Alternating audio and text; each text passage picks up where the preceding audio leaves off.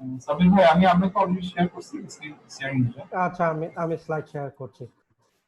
আমি দেখতে পাচ্ছি পার্টিসিপেন্ট অনেকেই ঢুকে নাই এখনো। আমি একটু স্লোলি যাব।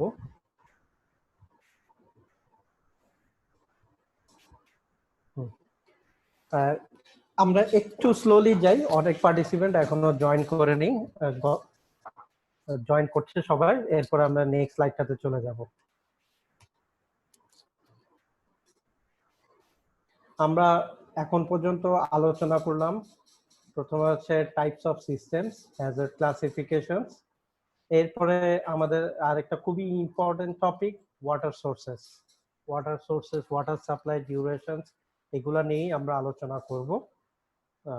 আমি নেক্সট স্লাইডে যাচ্ছি। এখানে আপনারা দেখতে পাচ্ছেন ওয়াটার সাপ্লাই। স্প্রিংকলার সিস্টেমের জন্য আমাদের দেশে সবচেয়ে ইম্পর্টেন্ট জিনিসটা হচ্ছে ওয়াটার সাপ্লাই। ওয়াটার সাপ্লাইটা কি? কারণ আমাদের সিস্টেমটাই ওয়েট পাইপ সিস্টেম অথবা প্রি অ্যাকশন সিস্টেমও আমরা ম্যাক্সিমাম টাইম পানি ইউজ করে থাকি, তো আমাদের ওয়াটার সাপ্লাই লাগবে। Number of supplies, each automatic sprinkler system shall have at least one water supply, automatic water supply. আমাদের দেশে ওয়াটার সাপ্লাই সোর্স হচ্ছে আমাদের ডেডিকেটেড ওয়াটার রিজার্ভার। বিভিন্ন বাইরের অনেক দেশে হয়ে থাকে কি, ফায়ার সার্ভিসের জন্য, ফায়ার ফাইটিং এর জন্য আলাদা ওয়াটার সাপ্লাই প্রেসারাইজ পাইপলাইন থাকে, ওখানে ওই পাইপলাইন থেকে কানেকশন নিয়ে পাম্পকে অপারেট করা হয়। কিন্তু আমাদের দেশে এরকম কোনো নেটওয়ার্কিং করা নেই, যে কারণে আমাদের সবাইকেই একটা ডেডিকেটেড ওয়াটার রিজার্ভার বানাতে হয়। সো এখানে আমি একটু লিখেছি water supply requirement as per NFPA 13 section 11.2.2।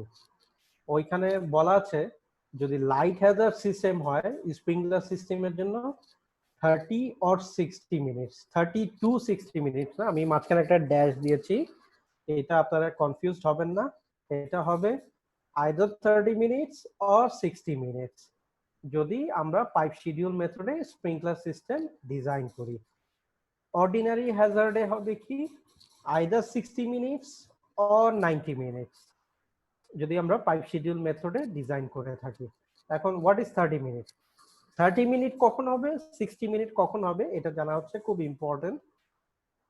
এখানে নিচে কোডে লেখা আছে as per NFPA 13 the lower duration value shall be permitted where the sprinkler, water flow alarm devices and supervisory devices are electrically supervised and such supervision is monitored at an approved constantly attended locations।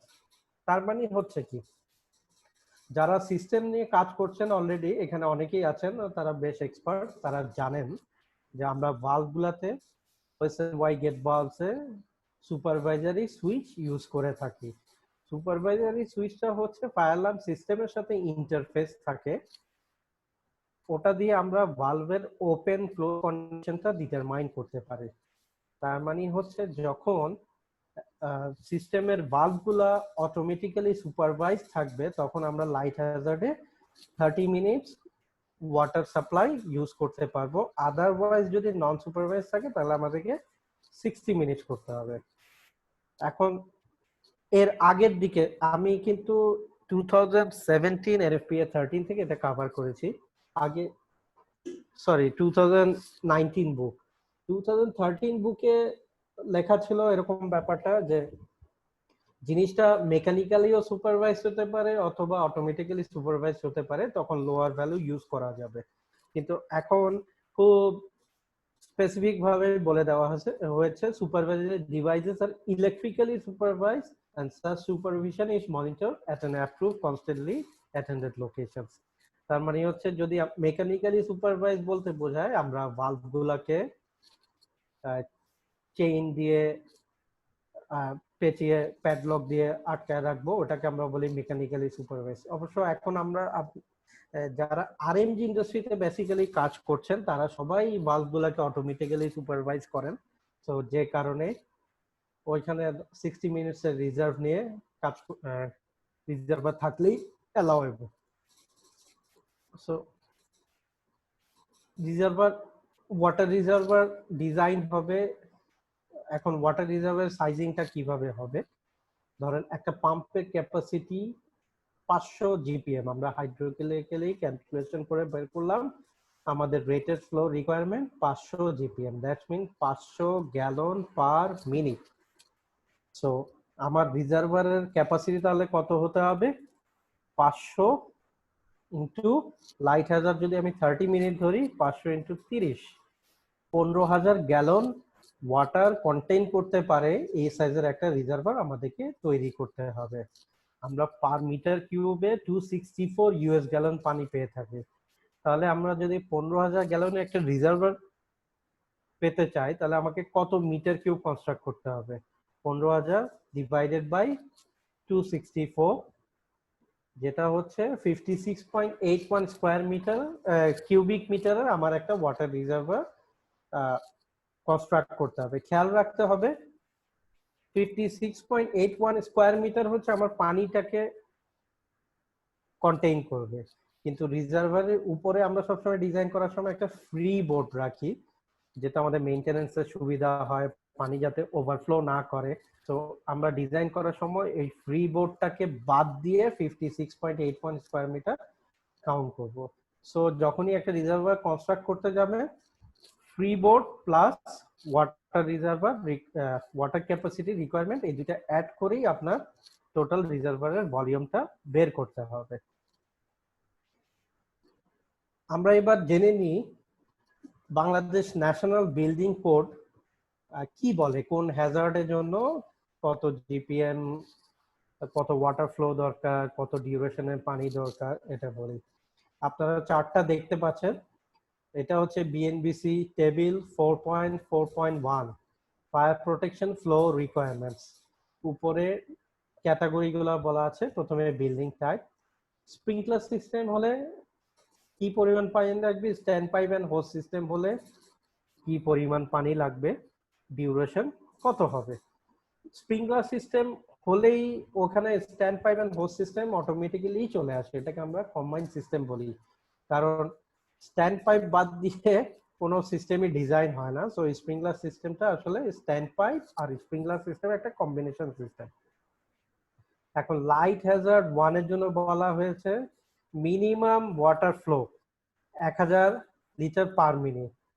Light hazard 2 এর জন্য if it is system 1900 litre per minute, ordinary Hazard 1 2650 litre per minute, Hazard 2 3200 litre, ordinary Hazard 3 4800 litre. এখন বলা আছে water rated flow requirement হচ্ছে light hazard 1 এর জন্য 1000, আর minimum time duration এই পানিটা ফ্লো করতে হবে 30 মিনিট। 1000 লিটার পার মিনিট মানে 1000 ভাগ 3.78, 264 ইউএস গ্যালন। 30 মিনিটের জন্য হলে আমার দরকার পানি 7936 গ্যালন আমার পানি দরকার। তাহলে ওই সাইজের আমার একটা ডেডিকেটেড রিজার্ভার থাকতে হবে, না হলে হবে না। নিচে আরেকটু দেখেন, বলে দেওয়া আছে লাইট হ্যাজার্ডে আসলে কোন কোন অকুপেন্সি থাকে। Light hazard 1 A occupancy A1 A2 A3 E1, light hazard 2 occupancy group A4 A5, এভাবে সবই দেওয়া আছে, পড়লেই পেয়ে যাবেন। এখন আরেকটা জিনিস হচ্ছে 30 যখন সিস্টেম নর্মাল অপারেশনে থাকবে, রিজার্ভার ক্যাপাসিটি আমার 30 মিনিট, বাট পানি আমার 10 মিনিটের রিজার্ভ করা আছে, এটা হবে না। আমাকে 30 মিনিটের রিজার্ভটা রাখতে হবে। এখন এটা কনফার্ম করার জন্য আপনারা কি করতে পারেন, এটা কনফার্ম করার জন্য আপনারা ওয়াটার রিজার্ভারে একটা ওয়াটার লেভেল ইন্ডিকেটর ইনস্টল করতে পারেন।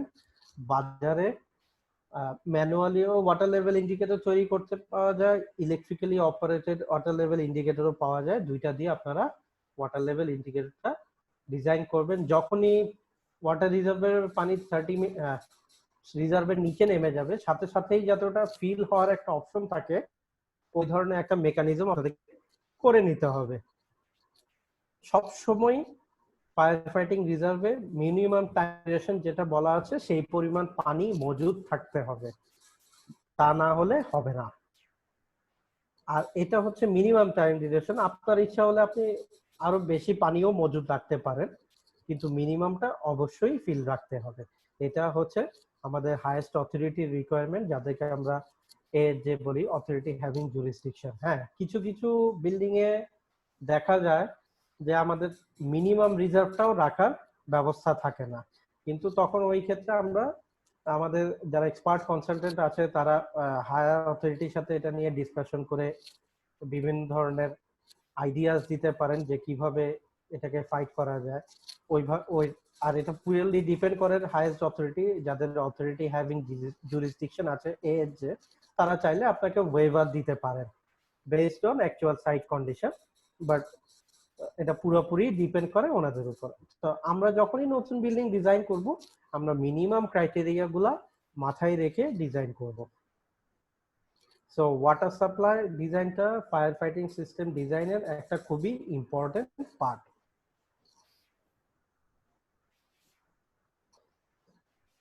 এবার আমরা আলোচনা করব সিস্টেম কম্পোনেন্টস নিয়ে। স্প্রিংকলার সিস্টেমে কি কি থেকে থাকে? প্রথমে আমাদের দরকার একটা ওয়াটার সোর্স, যেটা আমরা অলরেডি ডিসকাস করেছি। এরপর হচ্ছে সিস্টেমটা কাজ করানোর জন্য একটা pressurised fire fighting pump set থাকা দরকার, যে পাম্পের হেডার ফ্লো আমরা হাইড্রোলিক ক্যালকুলেশনের মাধ্যমে ক্যালকুলেট করব। এরশাদ জামান ভাই স্ট্যান্ড পাইপ এন্ড হোস সিস্টেমের ট্রেনিং যারা করেছেন, খুবই সুন্দর এবং খুবই ইজি ভাবে উনি এক্সপ্লেন করেছেন কিভাবে হাইড্রোলিক ক্যালকুলেশন করতে হয়, কিভাবে পাম্পের ক্যাপাসিটি বের করতে হয়। আশা করি আপনাদের ওই ব্যাপারে বুঝতে কোনো অসুবিধা হয়নি। সো আমরা ফায়ার ফাইটিং পাম্প সেটের ক্যাপাসিটি, রেটেড ফ্লো আর রেটেড প্রেসারটা থ্রু হাইড্রোলিক ক্যালকুলেশন বের করব। সিস্টেমসে কিছু ভালভ থাকে, O S and Y gate valves, non return valves, Y strainers, flexible pipe joint, wet alarm valve, pressure relief valve, wet alarm check valve. আর sprinkler সিস্টেমে ডেফিনেটলি স্প্রিংকলার থাকে, স্প্রিংকলার জোন কন্ট্রোল ভালভ থাকে, তারপরে প্রেসার গজেস থাকে, air vent থাকে, stand pipe থাকে, fire brigade connection থাকে। এগুলা সবগুলা মিলেই কিন্তু সিস্টেমটা দাঁড়ায়। আপনারা দেখবেন এখানে স্প্রিংকলার আর স্প্রিংকলার জোন কন্ট্রোল ভালভ এই দুটা বোল্ড করা আছে, কারণ আমরা এই দুটা নিয়েই ডিসকাশন করব। বাকি জিনিসগুলা নিয়ে আমরা আপাতত সিস্টেমে কোনো ডিসকাশনে যাচ্ছি না। ফার্দার ট্রেনিং এ হয়তো আমরা এগুলা নিয়ে আরো বেশি ডিসকাশন করব। সো আমরা জেনে আসলাম টাইপ অফ স্প্রিংকলার সিস্টেম, জেনে আসলাম হ্যাজার্ড ক্লাসিফিকেশন, জেনে আসলাম ওয়াটার সাপ্লাই, এরপর জানলাম আমাদের সিস্টেম কম্পোনেন্ট গুলা কি। সো আমাদের সিস্টেম, যেহেতু আমরা স্প্রিংকলার সিস্টেম নিয়ে কাজ করছি, আমাদের প্রথমে জানা দরকার কি কি ধরনের স্প্রিংকলার আছে। Most important thing, sprinkler type না জানলে আপনি সিলেকশন ঠিকভাবে করতে পারবেন না। এখানে আমরা এখন sprinkler type of sprinkler details, sprinkler details নিয়ে কথা বলবো। স্প্রিংকলারের অনেকগুলা টাইপ আছে, এখানে আপনারা কিছু নাম দেখতে পাচ্ছেন। Standard spray sprinkler. Standard spray sprinkler হচ্ছে 68 ডিগ্রি স্ট্যান্ডার্ড রেসপন্সে কাজ করে থাকে। ম্যাক্সিমাম জায়গায় আমরা স্ট্যান্ডার্ড স্প্রে স্প্রিংকলার ইনস্টল করে থাকি। এরপর extended coverage sprinkler. Extended coverage স্প্রিংকলারের ক্যাপাসিটি ও হচ্ছে লার্জ একটা কাভারেজ এরিয়া নিয়ে কাজ করতে পারে। এরপরে হচ্ছে quick response early suppression sprinkler. এটা হচ্ছে যে রেসপন্স টাইমটা খুব ফাস্ট, সাপ্রেশনটাও তাড়াতাড়ি করে, নাম থেকেই বোঝা যাচ্ছে কিউআরইএস। এরপর আরেক ধরনের আছে আর্লি সাপ্রেশন ফাস্ট রেসপন্স।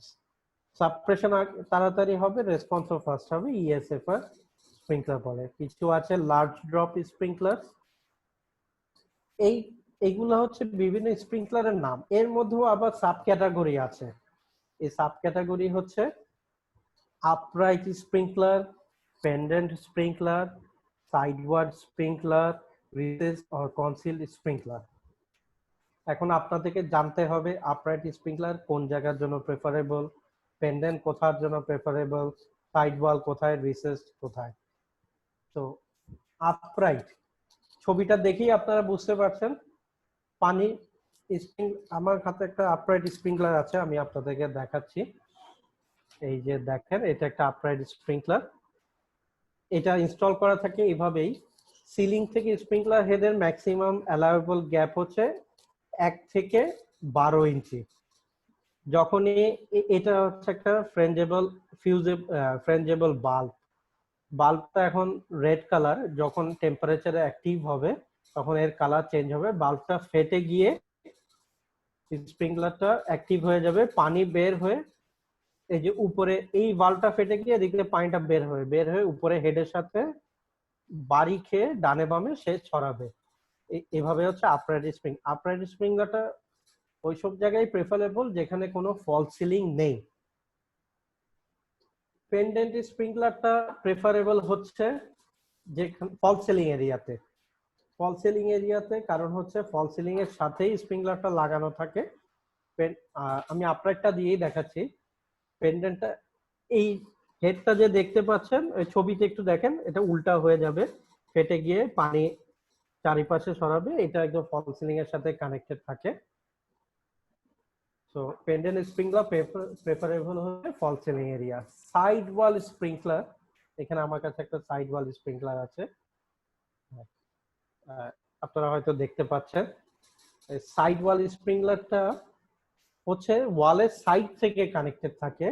আপনারা যখন কোনো হোটেলস রুমে যাবেন, ম্যাক্সিমাম হোটেলস রুমে আপনারা সাইড ওয়াল স্প্রিংকলার দেখতে পাবেন।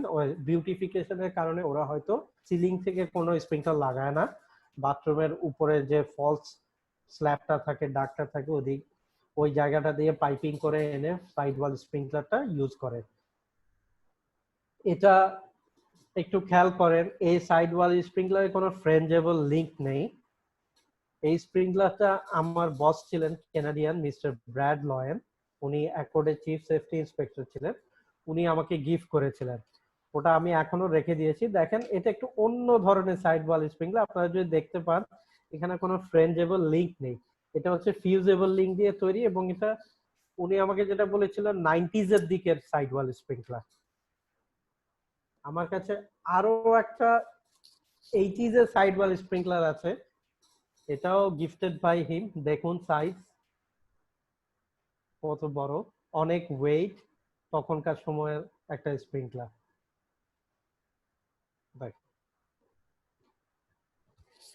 রিসেস কনসিল স্প্রিংকলার হচ্ছে অনেক আর্কিটেক্টরা চান বিউটিফিকেশনের কারণে আমার পেন্ডেন্ট স্প্রিংকলারের মাথাটা দেখা যাবে না, তখন ওনারা একটা ফলস ক্যাপ দিয়ে ওটাকে ঢেকে রাখেন। এই যে আমি আমার মাউসটা দেখতে পাচ্ছেন, ওই ফলস ক্যাপ লাগানো, এটা হচ্ছে কনসিল স্প্রিংকলার। আর নিচের ছবিতে যে প্লেটটা দেখতে পাচ্ছেন এটাকে ইকশন প্লেট বলে, যাতে ওই যে কাটার স্প্রিংকলারটা বের করার পর আশেপাশে যে ওপেনিং গুলো আছে সেগুলো যাতে দেখা না যায়, এজন্য হচ্ছে এই ইকুয়েশন প্লেট গুলা ইউজ করা হয়। আমি আজ যেটা বলছিলাম, sprinkler head activation, frangible link, frangible bulb আর ফিউজেবল লিংক। এখন ফ্রেঞ্জেবল বাল্বটাই সবচেয়ে বেশি পপুলার। আমরা ম্যাক্সিমাম স্প্রিংকলার যেগুলো ইনস্টল করছি ইদানিং, বাংলাদেশে আমার মনে হয় 100% স্প্রিংকলার গত 1 বছরে যা আমরা ইনস্টল করেছি সবই ফ্রেঞ্জেবল বাল্ব দিয়েই তৈরি। ফিউজেবল লিংক আমরা খুব একটা বেশি না ইউজই করি নাই বলতে পারা যায়। The typical sprinkler head is activated by heat. The typical sprinkler head is activated by heat. Heat যখন বেড়ে যায়, ফিউজেবল লিংকের একটা সার্টেন টেম্পারেচার রেটিং থাকে যে 68-70 ডিগ্রি টেম্পারেচার পৌঁছালে ফিউজেবল লিংকটা গলে যাবে এবং বাল্বটা অ্যাক্টিভেট হয়ে যাবে। Open when a trigger action occurs. A frangible bulb breaks. Color indicates temperature setting. আমাদের এরপর একটা চার্ট আছে যেখান থেকে আমরা দেখাচ্ছি। এখানে আমি আর বেশি কিছু বলবো না। এখানে একটা ছবি আছে ফিউজেবল লিংকের কিভাবে কানেকশন থাকে। দেখেন উপরের যে হেড ওটাকে আমরা বলি ডিফ্লেক্টর, এরপরে হচ্ছে ফ্রেম, এটা হচ্ছে ভালভ আর ডিফ্লেক্টরের মধ্যে একটা কানেক্টিভিটি, তারপর হচ্ছে একটা লিভার্স, তারপর শোল্ডার, ক্যাপ।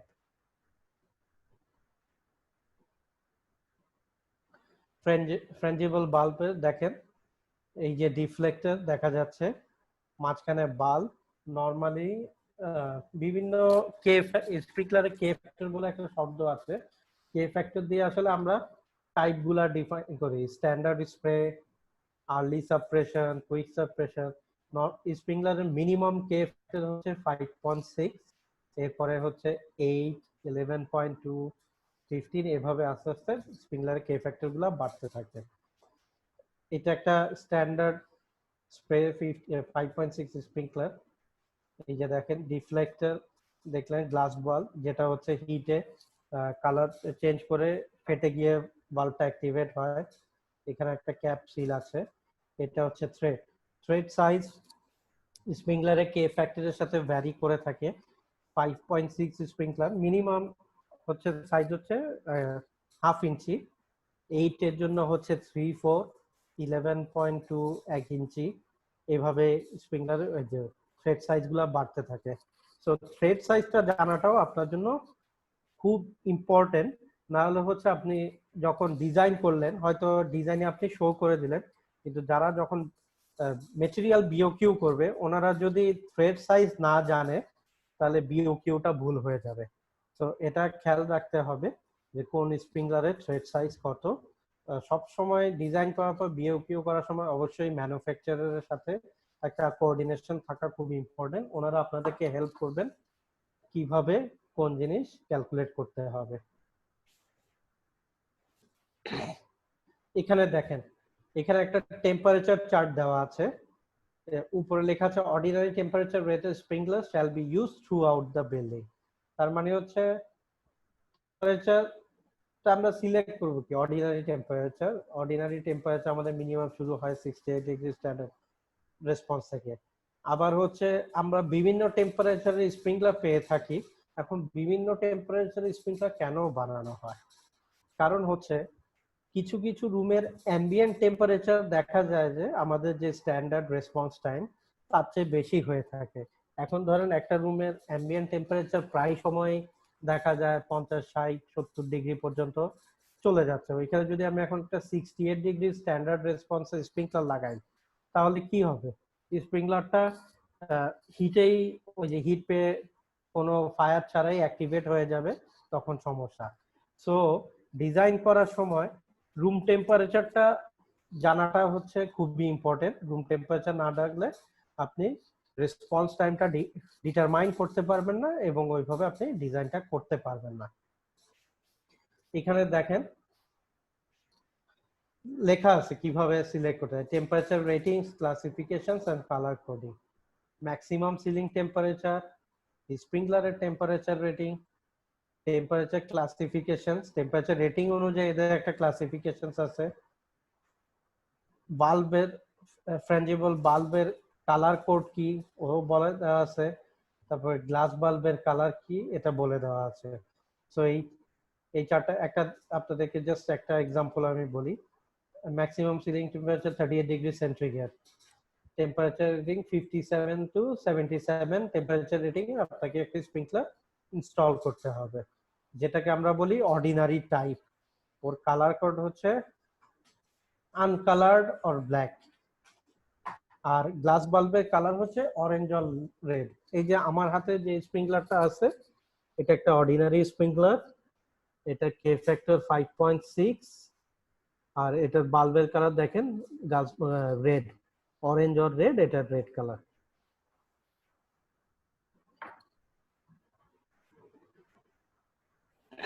সো আমরা স্প্রিংকলার সম্বন্ধে জানলাম, একদম বেসিক লেভেলের একটা আইডিয়া আপনাদেরকে দেওয়া হলো, স্প্রিংকলার কি, স্প্রিংকলার কিভাবে সিলেক্ট করতে হবে, এগুলো সম্বন্ধে একটা বেসিক আইডিয়া দেওয়া হলো।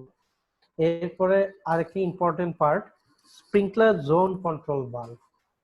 স্প্রিংকলার জোন কন্ট্রোল ভালভ কি, আমরা প্রথমেই বলেছি স্প্রিংকলার যখন অ্যাক্টিভেট হয়, এরপরে যতক্ষণ ভালভ বন্ধ না করা হবে ততক্ষণ পর্যন্ত কিন্তু ওয়াটার ফ্লো করতে থাকবে। এখন এই জোন কন্ট্রোল ভালভটাই সেই ভালভ যেটা হচ্ছে স্প্রিংকলার সিস্টেমটাকে কন্ট্রোল করে।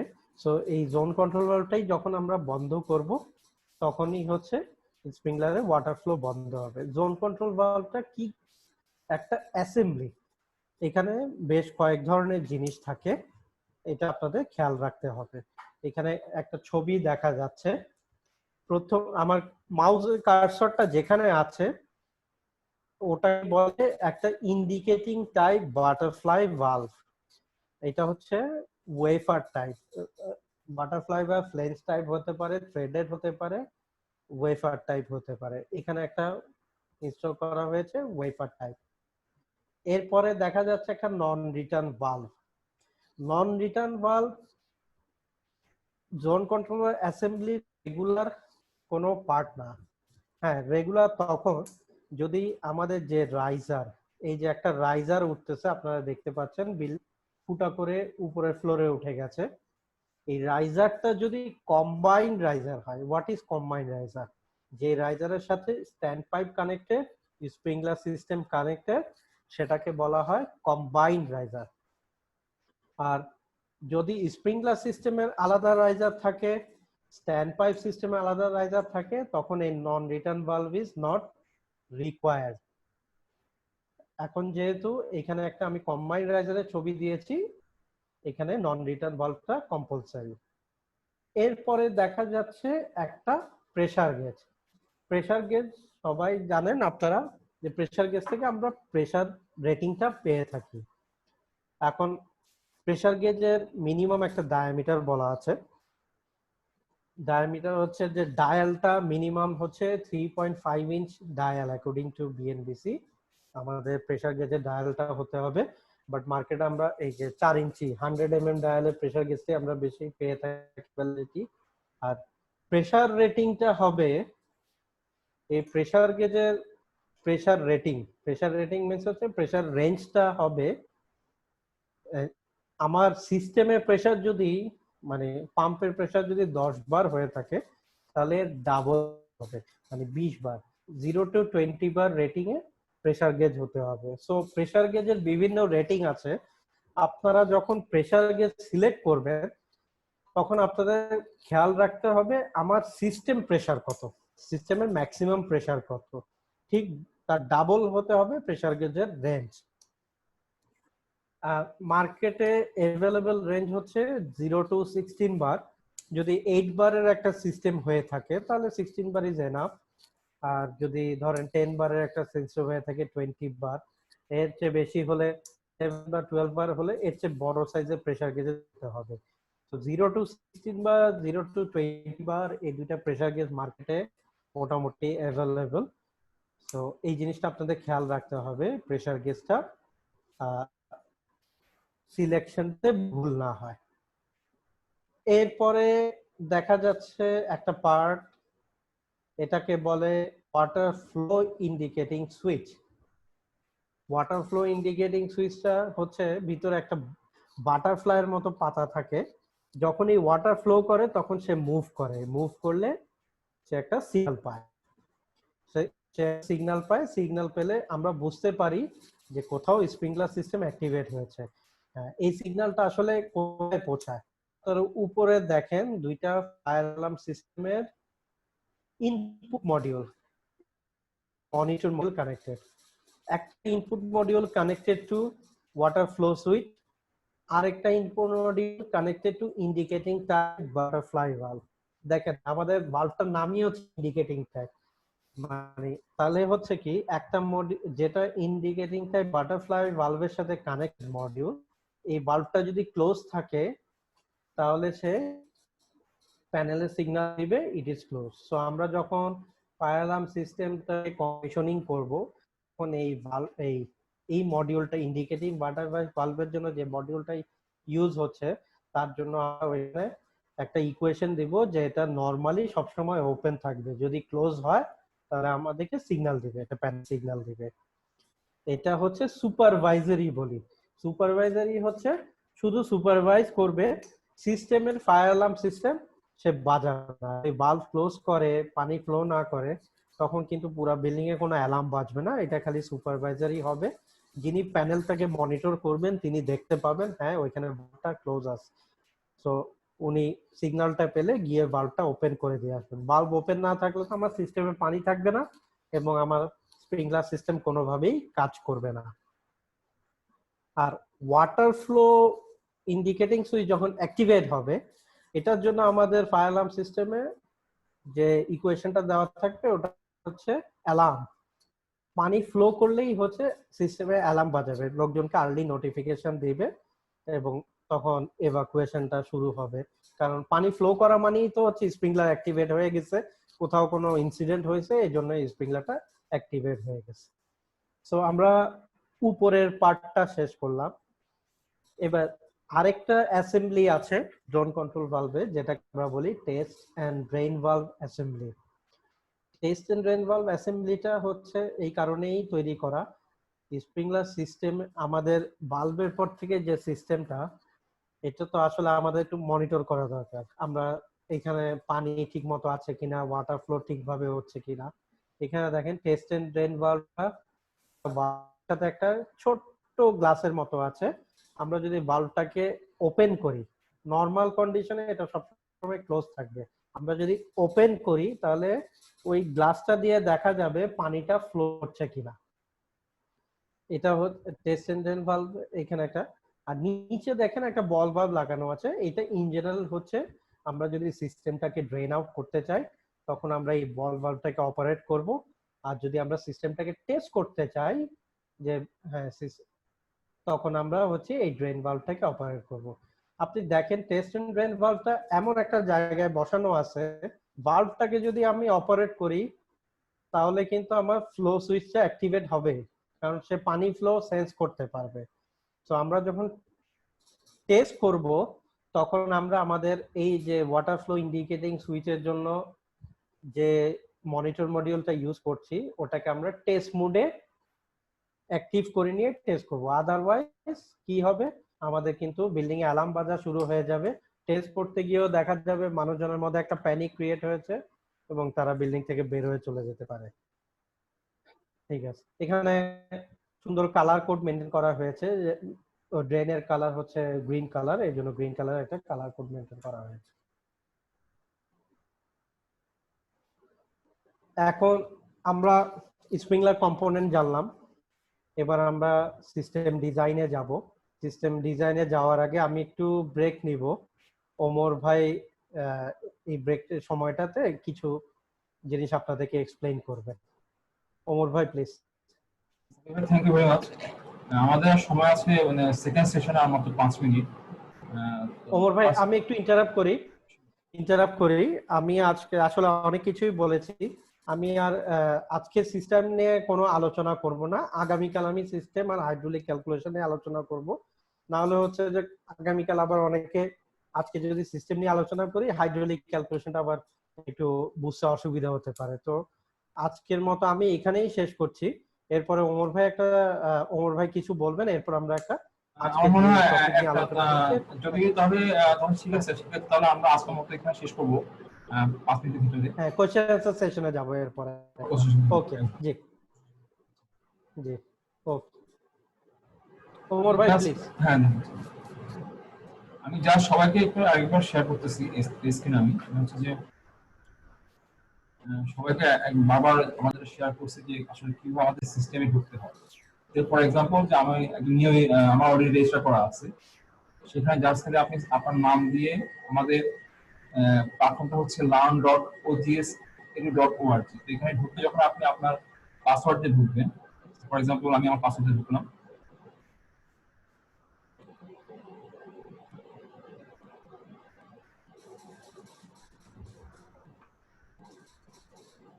সবাই কি স্ক্রিন দেখতে পাচ্ছেন নাকি স্ক্রিনটা? আপনি ভাই স্ক্রিনটা আপনার এখানে আসছে স্ক্রিন? আসছে। ডিসকভারে গেলাম, আমি দেখলাম যে এখানে অনেকগুলি কোর্স আছে। ফর এক্সাম্পল আমাদের আজকের কোর্সটা হচ্ছে ফায়ার সেফটি ইঞ্জিনিয়ারিং নিয়ে। আমরা যদি এখানে ক্লিক করি, যেমন ক্লিক করলাম, ক্লিক করার পর দেখলাম যে ভিউ কোর্স। আজকে যেটা বললাম সরাসরি আমাদের এখান থেকে ইচ্ছে করলে অনলাইন ক্লাসে যাওয়া ডাইরেক্টলি। হ্যাঁ, আপনি জাস্ট এখানে ক্লিক করবেন, ক্লিক করার পরে আপনার কাছে জুমের লিঙ্ক চলে আসবে এবং সাথে সাথে আপনি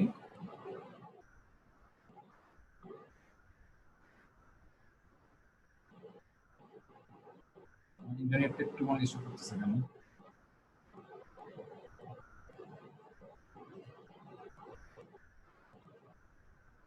আচ্ছা আমি এটা দেখাচ্ছি আবার।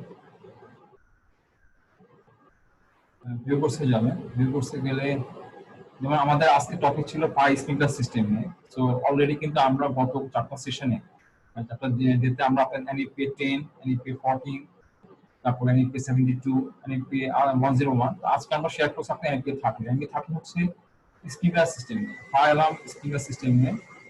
যেহেতু আমাদের এখানে একটা কর্পোরেট ইস্যু আছে, সো আমাদের পক্ষে আসলে 2019 ভার্সন শেয়ার করা সম্ভব না।